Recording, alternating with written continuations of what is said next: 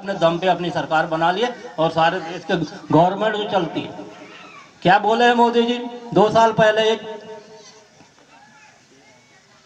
दिल्ली में आदिवासियों का सम्मेलन बुलाया और बोला, अभी भी बोला था, 15 अगस्त को 26 जनवरी को बोलते ही रहता लाल किले से, देश की जीडीपी गिर गई है, इसलिए उसको उठाने के लिए आदिवासी क्षेत्रों में जो खदानें हैं, जो जंगलात हैं, उनका निजीकरण किया जाएगा। हो सही समाज को निजीकरण हो जाएगा। ये जो है ना पिंजरे टाइप के घर के अंदर रहोगे, जंगल में घुसे और जो है ना मार मार के जेल पहुंचा देंगे, वो बीमारी आने वाली। समाज नाच रहा है। मैं 9 अक्टूबर को झंडा गाड़ दिया खवासा में, मैंने कहा ये इतिहास उजागर करेगा, जिंदा भी रखेगा, यहाँ सर उठा के जियोगे भी यहाँ, उसके लिए कुछ करो यार। नहीं वो परमिशन नहीं है तो वो नहीं है, परमिशन ला लिया, जेब में रखा है मेरे पास, ये परमिशन ला लिया हूँ। अब समाज की जिम्मेदारी है उसके लिए चंदा करे और सिर उठा के जीना है। तो बाहर के और भी अतिथि, चाहे गुजरात के हो, महाराष्ट्र के हो, और मान लो झारखंड छत्तीसगढ़ के लोगों को बुलाना पड़े, बुलाएंगे। हमारे यहाँ के भी जो मंत्री है पुराने, जिन लोगों ने पिछले साल आके जो है ना यहाँ पर कुछ वायरल किए थे, वहाँ उनको भी बुलाएंगे। हमारे साथ में विधायक जी हैं और भी लोग हैं। ये है कि आप लोगों को इसमें जम के मेहनत करना पड़ेगा, फिर देखना उसके बाद सिर उठा के जियोगे। इसमें अड़ंगा है।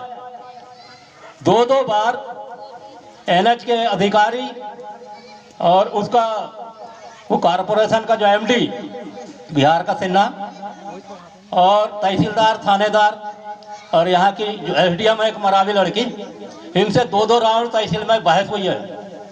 और बहस के बाद उनको मनाया, मैंने कहा 1-1 इंच जमीन यहाँ बिरजू हुई की है, तुम्हारा एनएच बाद में बना है। 1930 के बाद में तो एनएच बना होगा, 1950 में तो एनएच पहले बना है या बिरजू बहु पहले शहीद हुआ? 90 साल से बेवकूफ़ बना रहे, उनके वारिसों को बेवकूफ़ बना रहे। साला नारियल दे देते हैं, एक तो गमछा दे देते और भगा देते हैं। अरे पहचान कर लिए तो उनको उतने दिन का पेंशन दो ना। पेंशन अभी सिवनी के कलेक्ट्रेट में जाओगे जैसे, तो कलेक्टर ऑफिस के सामने जय स्तंभ लिखा है, वहां देखोगे जिनने मक्खी भी नहीं मारा उसका नाम है, बिरजू भाई का नाम कहाँ गया, रेनो भाई का नाम कहाँ गया? लड़ेगा कौन भैया?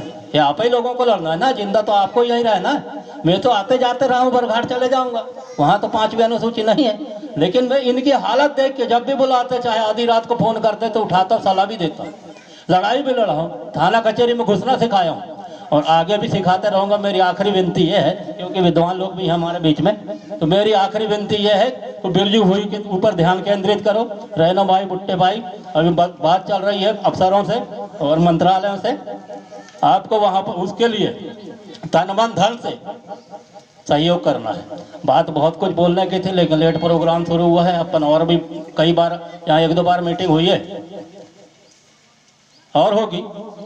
मैं ज़्यादा ये मंच वाले कार्यक्रम नहीं करता, मीटिंग बैठाता 4-4, 6-6 घंटे, पूरा मैटर आता है और पूरा संविधान लेके चलते हैं। और आपका वन अधिकार अधिनियम भी मिलेगा और ये जितने भी मतलब खनिज अधिनियम मिलेगा, इतने विधेयक बने हैं, कितने नियम बने हैं, कितने अधिनियम बने हैं और क्या क्या आपके लिए है, वो सारी चीज़ें जो है ना बैठाल के समझाता हूँ। इसलिए अगले राउंड का इंतजार करो, अगली बार जो है ना जम के बैठ जाना, मैं समझा दूंगा सारे प्रूफ सहित। वो प्रूफ लेके जिस अफसर के पास जाओगे, यहाँ कलेक्टर को, एसपी को भी चमकाया मैंने प्रूफ देके।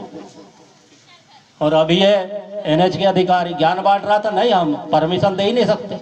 तो मैंने कहा ये बताओ, इतने 5वीं अनुसूची में किस सरपंच से तुमने परमिशन लिए हो?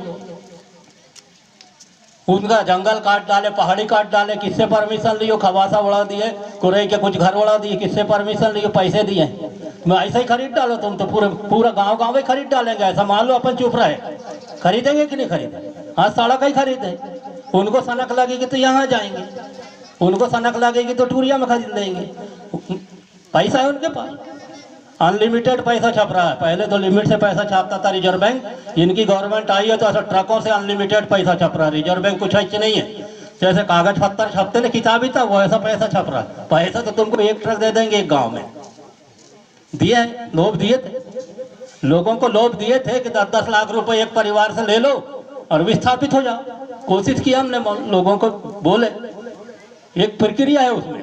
5वीं अनुसूची मानोगे तो कोई माई का लाल नहीं भगा सकता, एक ही शर्त है बस, 5वीं अनुसूची में ऐसा कोई अनुबंध नहीं है कि किसी आदिवासी को कोई भी मतलब घर से भगा दे या अन्याय अत्याचार कर ले या पुलिस लगा दे। यहाँ पर क्या है कि आबकारी एक्ट भी लागू नहीं है। यहाँ पर पुलिस भी जो है ना ऐसा टेम्परेरी है, और जितना प्रशासन सब टेम्परेरी है। वन अधिकार अधिनियम के तहत कई नाकेदारों कई रेंजरों को जो है ना उनका दिमाग ठीक किया और अभी बढ़िया रेत ला रहे हैं, लोग लकड़ी ला रहे हैं, सब कर रहे हैं। पहले तो कुछ साल पहले तो घुसने नहीं देते जंगल में गया तो फर्जी मामले में जेल। अब जेल भी जाओगे, कईयों की जमानत नहीं हो रही फर्जी मामले। अभी भी सबसे ज्यादा जेल में जाओगे तो आदिवासी जेल के अंदर है, फर्जी। तो ये सारी बीमारियां हैं। इन बीमारियों का इलाज वो कागज पत्थर से होगा। आप लोग लिखना सीखो, है ना, और जो आपके अधिकार है उनको पढ़ना सीखो।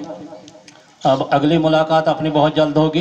कहीं कहीं मीटिंग होगी तो अच्छे से बैठ जाना। जिनको दिमाग की जरूरत है, जिनको अकल की जरूरत है, जो सीखना चाहते हैं, नहीं तो पशुवत जिंदगी तो जी ही रहे, जिंदगी तो अब जीच रहे, जैसा कट जाए जितने दिन कट जाए कहते हैं। तो ये भी कोई जिंदगी नहीं है। जिंदगी जीने का एक तरीका इंसानी जिंदगी है। तो इंसान मानव अधिकार अधिनियम दिया गया है संविधान में आपको, उसको इस्तेमाल करो। अभी इधर वो मंत्री आया था, इनको बता मिलिट्री लगा देंगे कर्मचारी में करके, डर गए बेचारे। आनंद फानंद में इनने भी बेलपेट में भीड़ जमा किया। वो भीड़ को कोई ट्रेनिंग नहीं, उसको बताओगे कि ये अधिकार है। मंत्री के सामने बहस करना पड़ेगा आपको, मुख्यमंत्री के सामने बहस करना पड़ेगा, प्रधानमंत्री के सामने बहस करना पड़ेगा, तब बात बनेगी। तो ये बहस सीखना है तो थोड़ा लंबा समय रहता है और समय भी ज़्यादा हो गया है। फिर कभी मिलेंगे इसी आशा और विश्वास के साथ।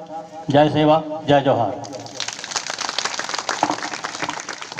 बहुत बहुत धन्यवाद दादा, जो आपने अपना बहुमूल्य समय देकर इस समाज को संबोधित किया।